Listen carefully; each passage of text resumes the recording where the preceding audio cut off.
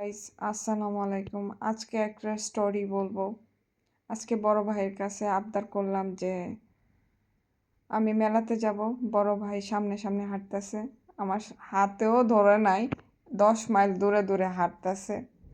আর বড় ভাইয়ের কাছে আবদার করলাম যে বড়ই খাবো, বড়ইও দিয়ে গেল।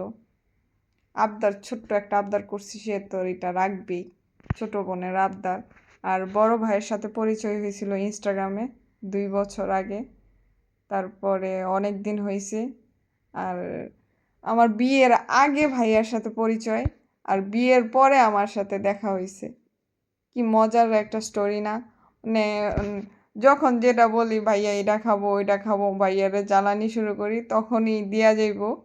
আর আমার তো সুবিধাই, ভাইয়ের কাছে যা আবদার করবো তাই পাবো। তারপরে এখন মেলাতে ভূতের বাড়িতে গেলাম, ভূতের সাথে হ্যান্ডশিপ করলাম, কিন্তু আমি কোনো ভয় পাইলাম না।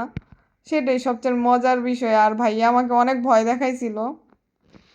আর এখন নাগরদোলায় উঠে গেলাম, আর ভাইয়া এত ভয় পায় বলার বাইরে। মানে এমন ছেলে মানুষ যে ভয় পায় সেটা আমি জানি না। এই যে ভিডিওর মধ্যে ভাইয়ার চোখটা একটু আসছে আমার জানা মতে, আর ভাইয়া এত ভয় পাইতাছে যে বলার বাইরে। আর এত ভয় পায় ছেলে মানুষ আমার জানা নাই। আর এখন এই জিনিসটা আমরা ছোটবেলা কত খেলছি, আর এখন চাইলেও আমরা খেলতে পারি না। এই জিনিসটা অনেক মিস করি। আর এখানে খাবারের দোকান, চার দোকান আছে, অনেক কিছুই আছে।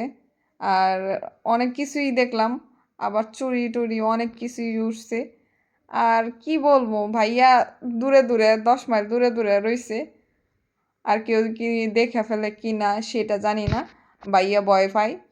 আর এমন ভাই কার কপালে আছে আমি জানি না। আমার কাছে সামনে দাঁড়ায় রইছে আর আমি চরকির মধ্যে ঘুরছি।